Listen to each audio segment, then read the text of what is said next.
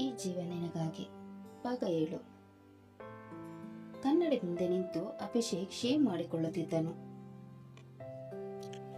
ಮುಖದಲ್ಲಿ ಒಂಚೂರು ಗಡ್ಡ ಮಿಸಿ ಇರಬಾರ್ದು, ಕ್ಲೀನ್ ಶೇವ್ ಮಾಡ್ಕೋಬೇಕು. ಅವಳನ್ನು ಭೇಟಿಯಾಗದೆ ಇವತ್ತಿಗೆ 2 ವಾರವಾಗಿದೆ. ನಾಳೆ ದಿವಸ ವಾಕಿಂಗ್ ಹೋಗ್ಬೇಕು. ಯಾವ ಥರ ಕ್ಲೀನ್ ಶೇವ್ ಮಾಡ್ಬೇಕಂದ್ರೆ ನನ್ನ ನೋಡಿ ಅವಳು ಫ್ಲಾಟ್ ಆಗಬೇಕು ಅಂತ ಅಂದುಕೊಳ್ಳುತ್ತಾ ಕ್ಲೀನ್ ಶೇವ್ ಮಾಡಿ ಫ್ರೆಶ್ ಆಗಿ ಬಾತ್ರೂಮಿನಿಂದ ಹೊರಗೆ ಬಂದನು.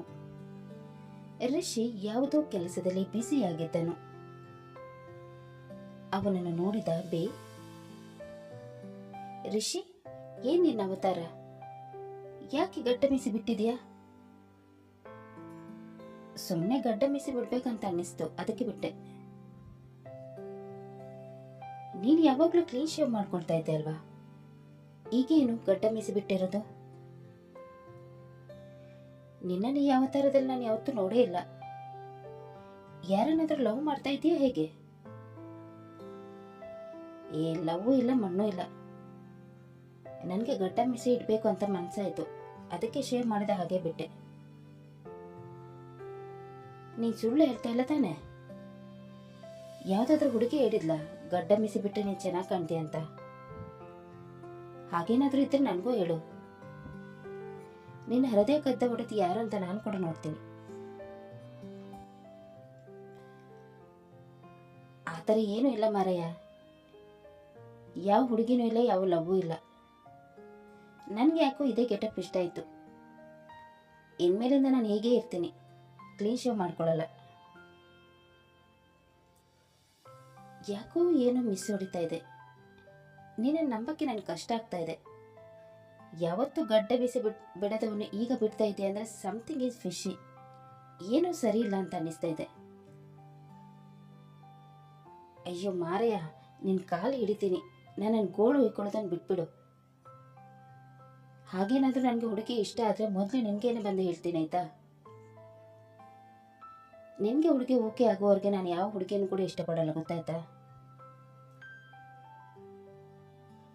ಏಯ್, ನೀನು ಹುಡುಗಿ ಇಷ್ಟಪಡೋದಕ್ಕೂ ನನಗೆ ಹುಡುಗಿ ಓಕೆ ಆಗೋದಕ್ಕೆ ಏನೋ ಸಂಬಂಧ? ನಿನಗೆ ಯಾರಾದರೂ ಹುಡುಗಿ ಇಷ್ಟ ಆದರೆ ಹೇಳು, ನಾನೇ ಮುಂದೆ ನಿಂತು ನಿಮ್ಮಿಬ್ಬರು ಮದುವೆ ಮಾಡಿಸ್ತೀನಿ. ಅದನ್ನು ಬಿಟ್ಟು ನನ್ನ ಮದುವೆ ಆಗೋ ತನಕ ಕಾಯಬೇಡ. ನನ್ನ ಗಿಡ ನನಗಿಂತ ಮೊದಲು ಮದುವೆ ಆದರೆ ನನಗೆ ಖುಷಿನೇ. ಅದು ಯಾರು ಅಂತ ಹೇಳು, ನಾನು ಈಗಲೇ ಡ್ಯಾಡ್ ಹತ್ರ ಹೋಗಿ ಮಾತಾಡ್ತೀನಿ. ಅಪ್ಪ ತಂದೆ, ನಿನ್ನ ಪಾದನ ಜಿರಾಕ್ಸ್ ಮಾಡಿಕೊಡು. ದಿನಾಲೂ ಅದಕ್ಕೆ ನಮಸ್ಕರಿಸಿ ಪೂಜೆ ಮಾಡ್ತೀನಿ. ಅವಾಗಿಂದ ಅಷ್ಟೊಂದು ಬಡ್ಕೋತಾ ಇದ್ದೀನಿ, ಯಾರು ಕೂಡ ಇಲ್ಲ ಅಂತ. ನೀನು ನನ್ನ ಮಾತನ್ನು ಕೇಳೋದೇ ಇಲ್ಲ ಅಂತೀಯ. ಯಾವ ಹುಡುಗಿನೂ ಇಲ್ಲ ಕಣೋ. ನೀನು ನಿನ್ನ ಹುಡುಗಿ ಕಡೆ ಗಮನ ಕೊಡು. ಅವಳನ್ನು ಹೇಗೆ ಪಟಾಯಿಸೋದು ಅಂತ ಪ್ಲಾನ್ ಮಾಡು. ಅದನ್ನು ಬಿಟ್ಟು ಏನೇನೋ ಹೇಳಿ ನನ್ನ ತಲೆ ತಿನ್ಬೇಡ. ತಲೆ ತಿನ್ನೋದಲ್ಲ ಕಣೋ, ನನ್ನ ಜೊತೆನೇ ಇದ್ದು ಯಾರಿಗೆ ಗಾಳ ಹಾಕ್ತಾ ಇದೆಯಾ ಅಂತ ನನಗೂ ಕೂಡ ಗೊತ್ತಾಗ್ಬೇಕಲ್ವಾ?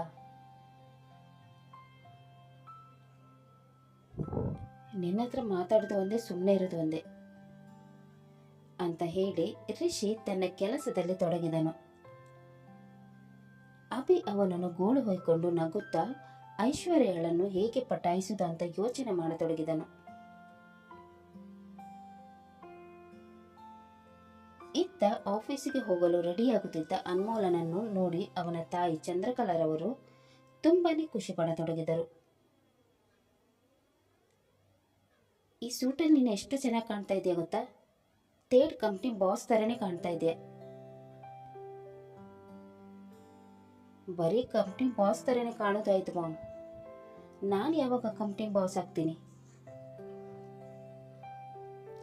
ಆ ನನ್ನ ಸೂಕೋಲ್ಡ್ ಡ್ಯಾಡ್ ವಾರದ ಹಿಂದೆ ಅಭಿನ ಯಾವುದೋ ಮೀಟಿಂಗ್ ಅಟೆಂಡ್ ಮಾಡಲು ಕಳಿಸಿದ್ರ ಅಂತ ನಂಗೆ ನ್ಯೂಸ್ ಬಂತು. ಅವ್ರು ಇದೇ ತರ ಕದ್ದು ಮುಚ್ಚಿ ಅವನ ಹತ್ರ ವ್ಯವಹಾರ ಮಾಡಿಸಿದ್ರೆ ನಾವು ಎಲ್ಲಿಗೆ ಹೋಗುದು?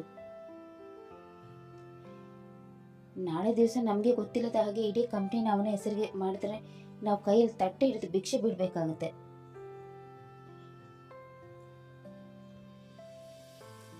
ಭಿಕ್ಷೆ ನಾವಲ್ಲ ಕಣೋ, ಆ ಬಿಗ್ನಾಸ್ ಬೇಡ್ತಾನೆ. ಈ ಆಸ್ತಿ ಎಲ್ಲ ಏನಿದ್ರು ನಮ್ಗೇನೆ ಸೇರೋದು, ಅವನ್ಗಲ್ಲ.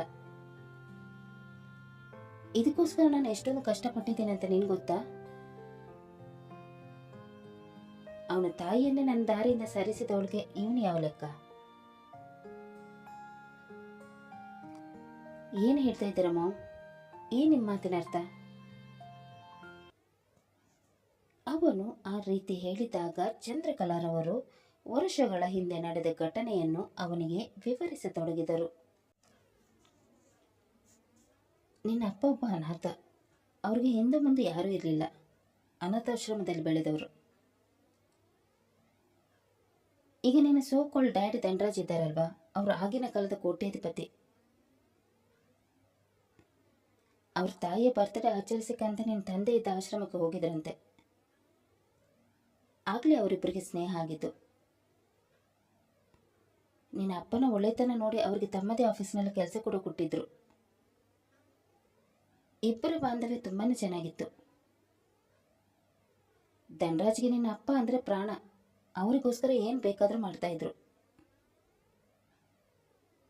ದುಡ್ಡಿನ ದರ್ಪ ಒಂಚೂರು ಇದ್ದಿಲ್ಲ ಮನುಷ್ಯನಿಗೆ. ಹೀಗಿರುವಾಗ ನಿನ್ನ ಅಪ್ಪನ ದೃಷ್ಟಿ ನನ್ನ ಮೇಲೆ ಬಿತ್ತು. ನಾವು ಕಡು ಬಡವರು. ನಿನ್ನಪ್ಪನಿಗೆ ಒಳ್ಳೆ ಕೆಲಸ ಇರೋದನ್ನ ನೋಡಿ ಅನಾಥ ಅಂತ ನೋಡದೆ ನನ್ನ ಅಪ್ಪ ಅಮ್ಮ ಅವ್ರಿಗೆ ನನ್ನನ್ನು ಮದುವೆ ಮಾಡಿಸ್ಕೊಟ್ರು.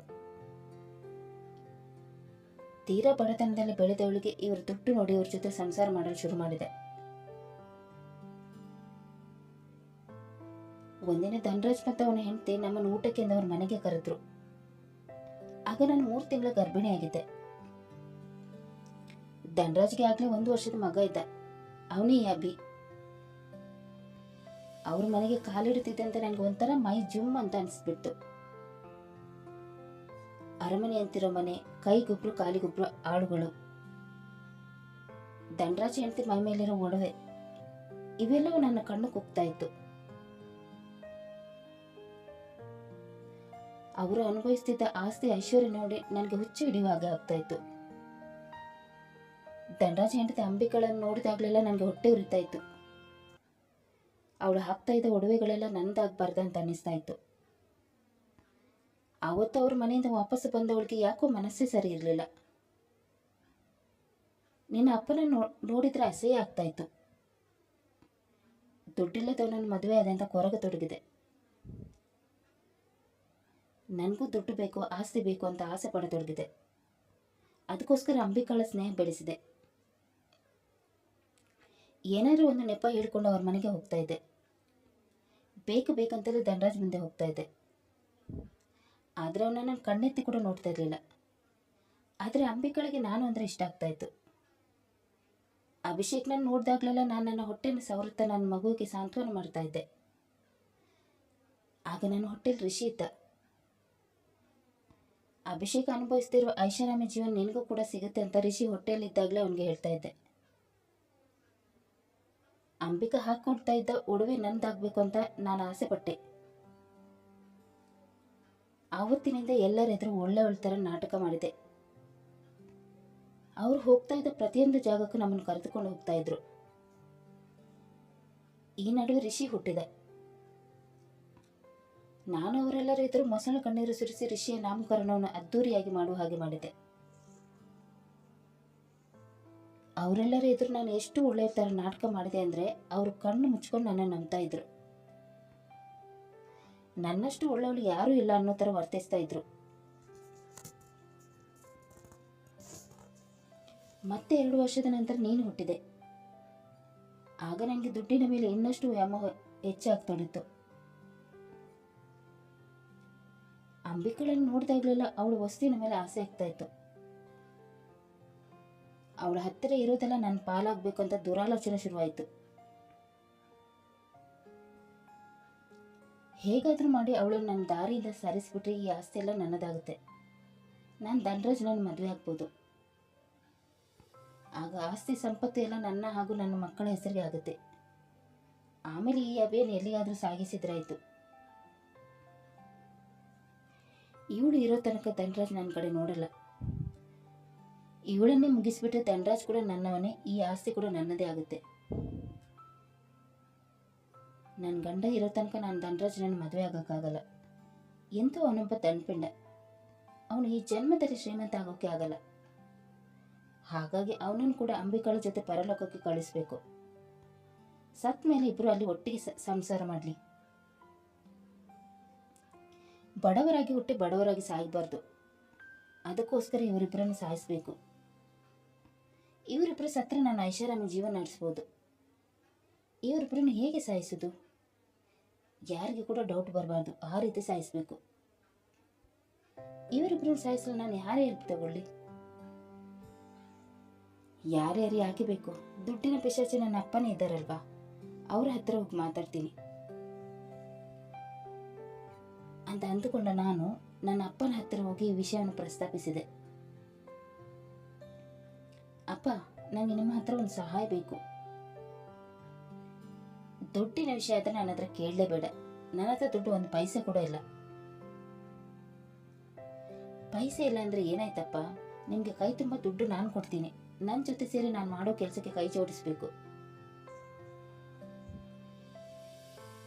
ದುಡ್ಡು ನೀನು ಕೊಡ್ತೀಯಾ? ನಿನ್ನ ಹತ್ರ ಅಷ್ಟೊಂದು ದುಡ್ಡು ಎಲ್ಲಿದೆ? ಸುಮ್ಮನೆ ಏನೇನು ಹೇಳ, ನನ್ನ ತಲೆ ಕೆಡಿಸಿ ನನ್ನ ಹತ್ರ ದುಡ್ಡು ಕೀಳುವ ಪ್ರಯತ್ನ ಮಾಡಬೇಡ. ನನ್ನ ಹತ್ರ ದುಡ್ಡು ಇಲ್ಲ ಅಂದ್ರೆ ಇಲ್ಲ.